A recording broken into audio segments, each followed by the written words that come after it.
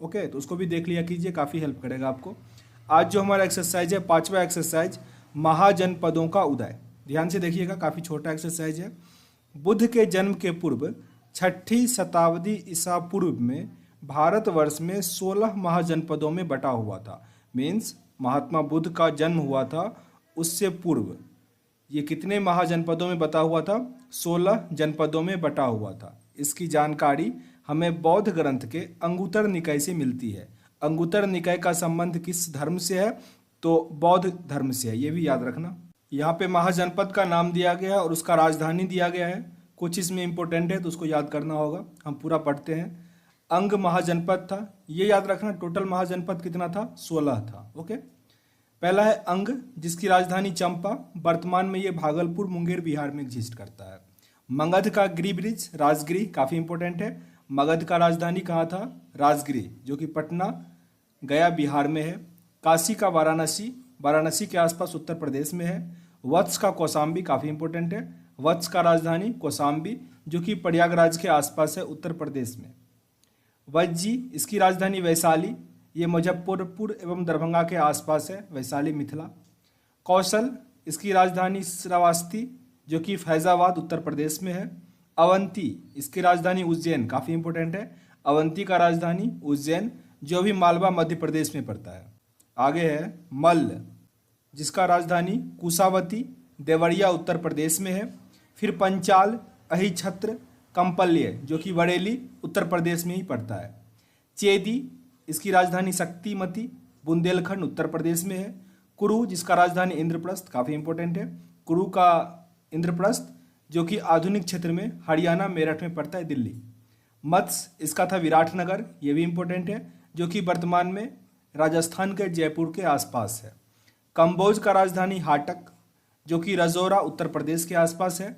सुरसेन की राजधानी मथुरा, जो कि मथुरा उत्तर प्रदेश में है। अस्मक, इसका राजधानी पोटली, जो कि गोदावरी नदी के तट पर है।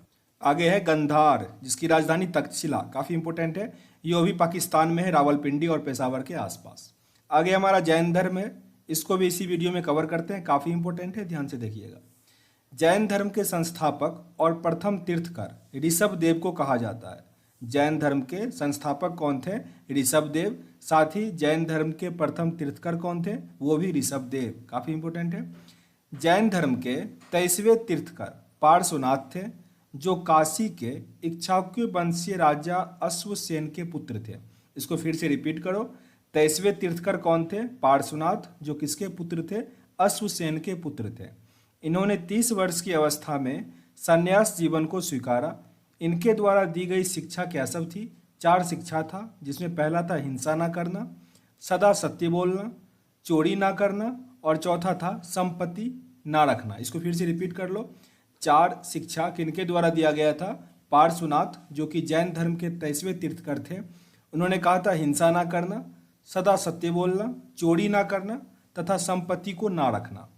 आगे है महावीर स्वामी, ये जैन धर्म के 24वें और सबसे इम्पोर्टेंट तीर्थकर रहे हैं। महावीर का जन्म 540 ईसा पूर्व में कुंडलग्राम, जो कि वैशाली में है, वहाँ पे हुआ था। इसके पिता सिद्धार्थ जात्रिक कुल के सरदार थे और माता त्रिशला लिच्छवी राजा चेटक की बहन थी।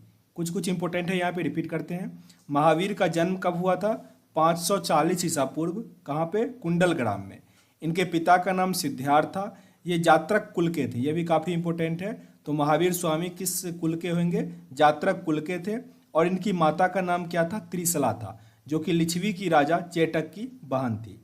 महावीर की पत्नी का नाम यशोधा एवं पुत्री का नाम अनोजा, जिसे प्रियदर्शिनी उपनाम भी था, प्रियदर्शिनी के नाम से ही जाना जाता था। ये महावीर की बेटी थी और पत्नी का नाम यशोधा था। महावीर के बचपन का नाम वर्धमान था, काफ़ी इंपॉर्टेंट है। महावीर के बचपन का नाम वर्धमान था। इन्होंने 30 वर्ष की उम्र में माता पिता की मृत्यु के पश्चात अपने बड़े भाई नंदीवर्धन से अनुमति लेकर संन्यास जीवन को स्वीकारा था। तो महावीर स्वामी के बचपन का नाम क्या था? वर्धमान था। 12 वर्षों की कठिन तपस्या के बाद महावीर को जृंभिक के समीप ऋजुपालिका नदी के तट पर साल वृक्ष के नीचे तपस्या करते हुए संपूर्ण ज्ञान का बोध हुआ। इसी समय में महावीर जिन, अहर्त और निग्रंथ कहलाए। जहाँ पे जिन का मतलब था विजेता, अहर्त का मतलब पूज्य और निर्ग्रंथ का मतलब था बंधनहीन। इन 3 नामों से महावीर को जाना जाने लगा। यहाँ पे रिपीट कर लो फिर से, किस नदी के तट पर उन्हें ज्ञान की प्राप्ति हुई? तो ऋजुपालिका नदी के तट पर। ऋजुपालिका नदी के तट पर सौल वृक्ष के नीचे तपस्या करते हुए उन्हें संपूर्ण ज्ञान की प्राप्ति हुई। महावीर ने अपना उपदेश प्राकृत भाषा में दिया। प्राकृत वही हुआ अर्धमगधी, प्राकृत को ही अर्धमगधी कहा जाता है। काफ़ी इंपॉर्टेंट है ये, प्रश्न ऐसे आएगा, महावीर ने अपना पहला उपदेश या अपना उपदेश किस भाषा में दिया? तो प्राकृत भाषा में या अर्धमगधी भाषा में। महावीर के अनुयायियों में मूलतः निग्रंथ कहा जाता था। महावीर के अनुयायी को क्या कहा जाता था? निग्रंथ कहा जाता था। महावीर के प्रथम अनुयायी उनके दामाद हुए, यानी प्रियदर्शिनी के पति हुए। उनका नाम क्या था? जामिल था। काफ़ी इंपॉर्टेंट है। महावीर स्वामी के प्रथम अनुयायी कौन थे? जामिल थे। ये जामिल था कौन? तो प्रियदर्शिनी का पति। प्रथम जैन भिक्षुनी नरेश दधिवाहन के पुत्री कौन थी? चंपा थी। महावीर ने अपने शिष्यों को 11 गंधरों में विभाजित किया था। ये रिपीट कर लो, महावीर ने अपने शिष्यों को कितने गंधरों में विभाजित किया था? 11 गंधरों में। आर्य सुधर्मा अकेला ऐसा गंधर्व था जो महावीर की मृत्यु के बाद भी जीवित रहा और जो जैन धर्म का प्रथम थेरा या मुख्य उपदेशक हुआ। वो कौन था गंधर्व? तो आर्य सुधर्मा। आर्य सुधर्मा। आगे यहाँ कुछ इंपोर्टेंट मीन्स बॉक्स में दिया गया है, प्रमुख जैन तीर्थकर और उसके प्रतीक चिन्ह। तो सबका नाम आपको याद करना होगा। पहले थे ऋषभदेव, जिनका प्रतीक चिन्ह था सांड। इसमें अजितनाथ ये द्वितीय थे, जिनका प्रतीक चिन्ह हाथी था। संभव तृतीय, जिनका प्रतीक चिन्ह घोड़ा था। संपार्श्व ये सप्तम थे, जिनका प्रतीक चिन्ह स्वास्तिक था। शांति 16वां थे, जिनका प्रतीक चिन्ह हिरन था। नामी 21वें थे, जिनका नीलकमल था। अरिष्टनेमी 22वें, जिसका शंख था। पार्श्वनाथ ये 23वें थे, जिनका चिन्ह सर्प था। और महावीर स्वामी 24वें थे, जिनका प्रतीक चिन्ह सिंह था। यहाँ पे 3 आपके लिए इंपॉर्टेंट है। पहला है ऋषभदेव, जो कि प्रथम थे, इनका प्रतीक चिन्ह सांड था। पार्श्वनाथ 23वें थे, जिनका प्रतीक चिन्ह सर्प था। और महावीर स्वामी 24वें और अंतिम, जिनका प्रतीक चिन्ह सिंह था। 2 जैन तीर्थकरों ऋषभदेव और अरिष्टनेमी के नामों का उल्लेख ऋग्वेद में मिलता है। अरिष्टनेमी को भगवान कृष्ण का निकट संबंधी माना जाता है। यहाँ पे आपसे प्रश्न ये बन सकता है कि जैन धर्म के तीर्थकों का उल्लेख किस वेद में मिलता है? तो वो मिलता है ऋग्वेद में। ऋग्वेद। लगभग 300 ईसा पूर्व में मगध में 12 वर्षों का भीषण अकाल पड़ा था, जिसके कारण भद्रबाहु अपने शिष्य सहित कर्नाटक चले गए, किंतु कुछ अनुयायी स्थूलभद्र के साथ मगध में ही रुक गए। भद्रबाहु के वापस लौटने पर मगध के साधुओं ने उनका गहरा मतभेद हो गया, जिसके परिणाम स्वरूप जैन मत श्वेतांबर और दिगंबर में बट गया। तो श्वेतांबर और दिगंबर किस धर्म से रिलेटेड हो गए? तो जैन धर्म से। स्थूलभद्र के शिष्य श्वेतांबर बन गए और भद्रबाहु के शिष्य क्या हो गए? दिगंबर हो गए। श्वेतांबर वे होता था जो श्वेत वस्त्र पहनते थे और दिगंबर जो कपड़ा नहीं पहनते थे, नग्न रहते थे। यहाँ पे जैन संगतियाँ दिया गया है। पहला जैन संगति 300 ईसा पूर्व में हुआ था, स्थान पाटलिपुत्र था। इसका अध्यक्ष था स्थूलभद्र किया था। द्वितीय हुआ था 6ठी शताब्दी में, इसके वल्लभी मीन्स गुजरात में हुआ था और इसके अध्यक्ष कौन थे? क्षमा श्रवण। जैन धर्म के त्रिरत्न कौन से हुए? काफ़ी इंपॉर्टेंट है ये। जैन धर्म के त्रिरत्न क्या सब थे? तो साम्यक दर्शन, साम्यक ज्ञान और साम्यक आचरण। फिर से रिपीट कर लो, साम्यक दर्शन, साम्यक ज्ञान और साम्यक आचरण। आगे प्रश्न है, त्रिरत्न की अनुशीलन के लिए 5 महाव्रतों का पालन अनिवार्य था। कौन कौन सा? अहिंसा, सत्यवचन, अस्त्यय, अपरिग्रह और ब्रह्मचर्य। जैन धर्म में ईश्वर को मान्यता नहीं है। इसको रिपीट करो, काफ़ी इंपॉर्टेंट है। जैन धर्म में ईश्वर को मान्यता नहीं है। जैन धर्म में किसकी मान्यता है? तो आत्मा का। और साथ ही महावीर पुनर्जन्म और कर्मवाद में विश्वास करते थे। प्रश्न ऐसे आएगा कि क्या जैन धर्म, या फिर इंटरव्यू में प्रश्न ऐसे आ जाता है कि क्या जैन धर्म में पुनर्जन्म में विश्वास करते थे? तो हाँ, बिल्कुल करते थे। वो आत्मा में भी विश्वास करते थे, पर ईश्वर को मान्यता नहीं देता था। जैन धर्म के सप्तभंगी ज्ञान के अन्य साम्यवाद और अनेकतावाद है। फिर से रिपीट कर लो, जैन धर्म के सप्तभंगी ज्ञान के अन्य नाम कौन कौन से हैं? स्यादवाद और अनेकतावाद। जैन धर्म ने अपने आध्यात्मिक विचारों को सांख्य दर्शन से ग्रहण किया है। आध्यात्मिक विचार कहाँ से ग्रहण किया है? सांख्य दर्शन से, कपिल से। जहाँ भी सांख्य दर्शन का जिक्र हो, कपिल मुनि आपको याद आना चाहिए।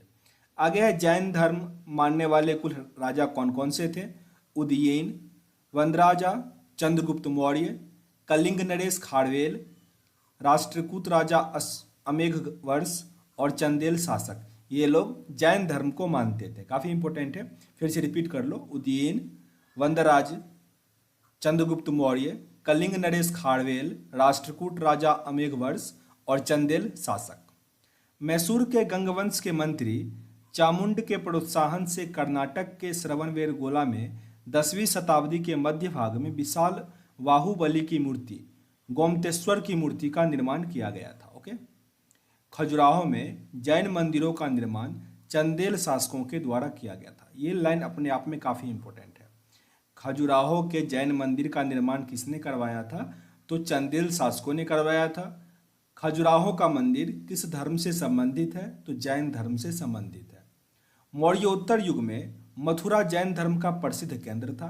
मथुरा कला का संबंध जैन धर्म से है। मथुरा कला का संबंध किस धर्म से है? जैन धर्म से है। और इसका विकास किस टाइम में हुआ?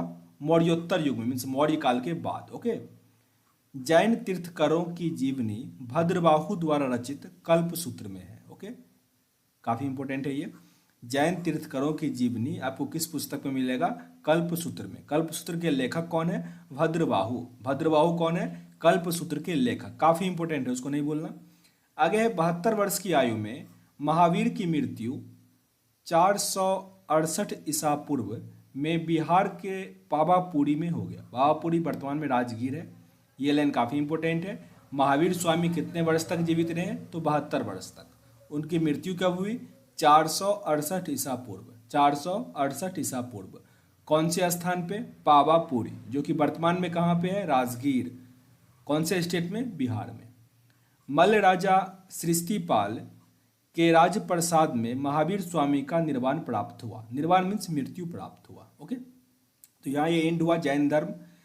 आपसे रिक्वेस्ट है कि क्या करना, इसको लंबे समय तक याद रखने के लिए, आप तो ये पूरा देख चुके हो, एक कॉपी उठाना। ओके, ऊपर शीर्षक लिखो जैन धर्म, और जैन धर्म के बारे में अपने मन से क्या सब जानते हो वो अपने मन से लिखना। जैसे कि क्या सब लिखना, मीन्स जैन धर्म का प्रथम उसका तीर्थकर कौन था, फिर द्वितीय कौन था, अगर नाम याद हो, फिर प्रथम के बारे में क्या सब जानते हो वो लिख लेना। फिर महावीर स्वामी पे आ जाना, उनका जन्म कब हुआ था, उनके बचपन का नाम क्या था, उनकी माता का नाम क्या था, फिर अकॉर्डिंगली लिखना। फिर जैन धर्म का विभाजन किस प्रकार से हुआ, क्यों हुआ, कुछ फेमस पुस्तक है वो लिख देना, इसकी संगति कहाँ हुई थी।